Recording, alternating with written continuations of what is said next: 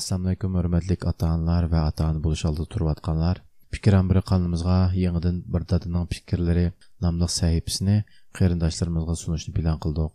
Bu səhifə asaslıq bir dadıның pərzənd tərbiyələş yoludakı yürək sözləri, ötküzgən xatalıqları və yekkunlagan təcrübələri sözləndiğən bolğaç avazlıq şəkildə bayan qilishni o'ylashdıq. Bu səhifənin məzmunlarini birinci şəxs tili bilan bayan qılıb mağman.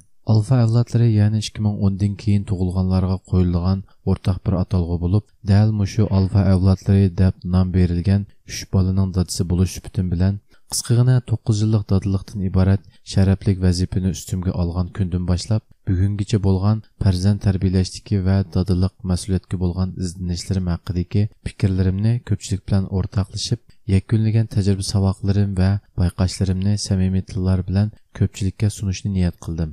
Albatta haqiqatni izlanish yo'lidagi qismliq leksiyalarimizni davomli sunib mangamiz. Undaq bo'lsa, bir dadaning fikrlari sahifasining tunji sonini shu bir jumla so'z bilan boshlasam, dada fani hayotning tarbiyachisi bo'lsa, abadiy hayotning sababchisidir. Men bu hayotimni 2 qismga bo'ldim. Biri dada bo'lmasdan burunqi qismi. Bu qismni ota-onamning bolasi bo'lish va bolalik mas'uliyatlarimni ado qilish, oliy maktabni bitirib xizmatga chiqqangacha bo'lgan qism deb ayırsam, bu qismning xosligi bo'lsa, ota-onamning yor yo'ligi ostidagi besimsiz va g'amsiz ko'p mas'uliyatni ustimga olmasam bo'ladigan bir go'zal hayot bo'lish bilan birga 18 yillik ma'rif va sistema tarafidan formatlangan bir hayot, ya'ni toki oliy maktabni bitirib xizmatga chiqib to'y qilib dada bo'lguncha orliqdagi bir hayot. Hayotim bu dada bo'lish qismiga kelguncha biz leksiyalarimizda deb o'tgan sistemaning aylanishi uchun formatlangan jarayonni o'z ichiga oldi. Bu hayotimning birinchi qismi. Ikkinchi qismiga kelsak, bu qismga qadam qo'ygandan boshlab nurg'un ishlar o'zgarishga boshladi. Ya'ni dada bo'lgan shu kun, o'g'limni qo'limga olgan shu daqiqadan boshlab mening qonlarimga va vujudimga azaldan bo'lib boqmagan bir hissiyot va energiyalarning mushunga o'xshash hissiyotni nikohimda nikoh qilg'uchi mendan xotinlik oldingizmi deb so'raganda, oldim degan shu javobni berishim bilan oldimga qo'shtirib turgan 2 qo'limning dümbisidan kirib butun vujudimga tarqalgan mas'uliyat, sadoqat, yo'l qo'yish, asrash, sabr qatorliq yana nurg'un ifodalash qiyin bo'lgan sifatlarning vujudimga kirayotganligini shundoq ro'shan his qilib, nikohning xosiyatiga hayron qolgan edim. Bir oilaning to'riki bo'lish va bir layoqatli er bo'lish uchun kerakli bo'lgan sifatlarning vujudimga yerlashayotganligini nikohda shundoq aniq his qilgan edim. U tuyg'ularning kuchlik va jonliqligidan xuddi tunugun yuz bergandekla esimga olalayman.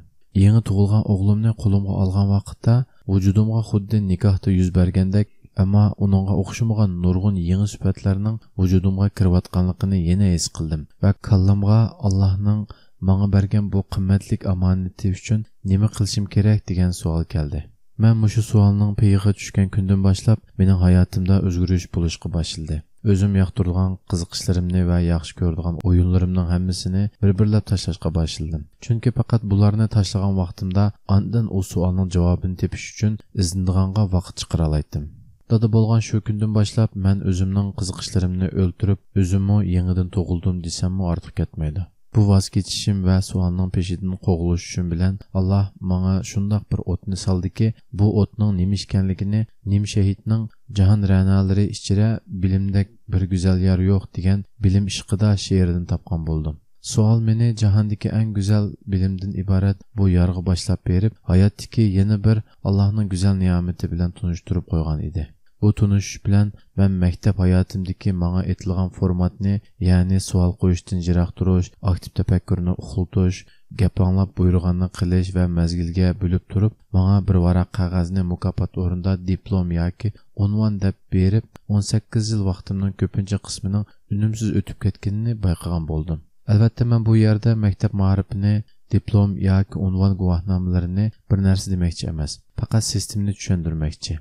Farzandlarimiz ma'rif va ota-onalar nomli tunji leksiyarimizda biz bu nuqtani jonliq misollar bilan tushuntirib, faqatla maktab ma'rifini yetarli deb o'ylab qilib, o'zimiz kuchakdan voz kechsak, farzandlarimizga qilingan eng chong ziyonkashlik bo'lganligiga diqqat tortish edi.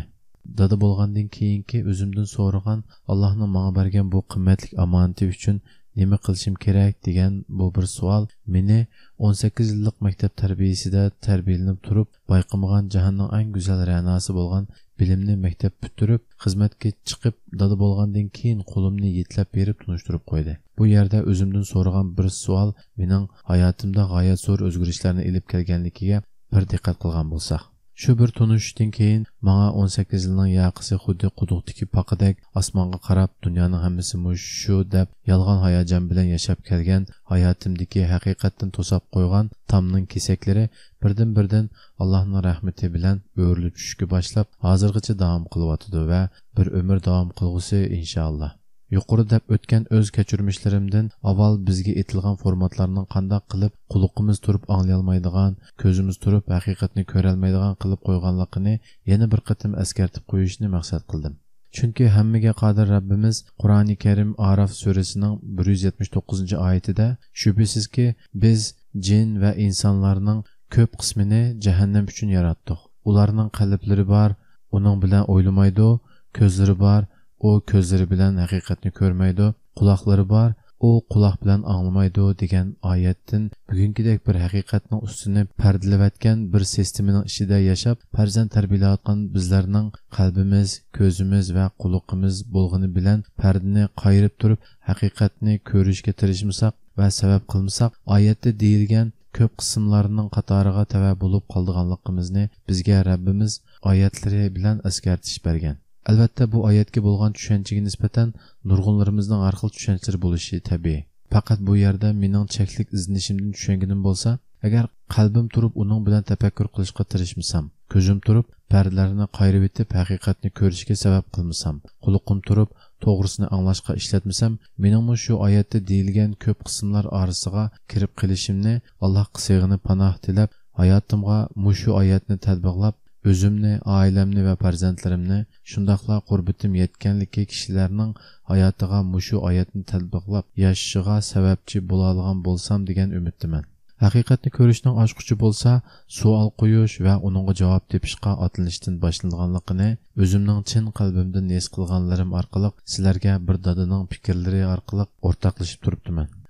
İzlanish orqali tunji so'ragan savolimning, ya'ni Allohning menga bergan bu qimmatli omonati uchun nima qilishim kerak degan savolimga javobni, agar mening balam qobiliyatli bo'lsa, uningga bir oltin tog'ni qoldirib qo'yganimning nima hojati?